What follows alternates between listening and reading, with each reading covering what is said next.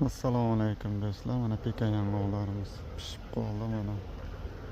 Mana mevalarning holatini ko'rishingiz mumkin. Pishib qoldi.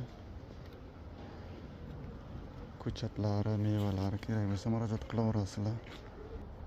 Mevalarning holati issiqqa, sovuqqa chidamli.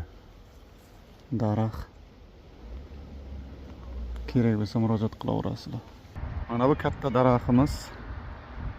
Mana bu endi hosilga kirgan daraxtlarimiz. Mana bular esa endi rivojlanib borayotgan ko'chatlarimiz.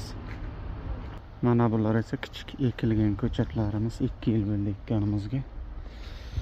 Uni tagiga ham xuddi shunday qilib satillab suv quyamiz.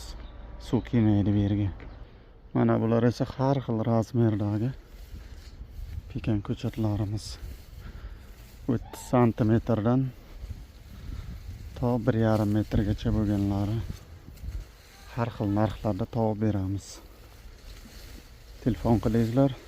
Botirbek kanalida hamma original ko'chatlar.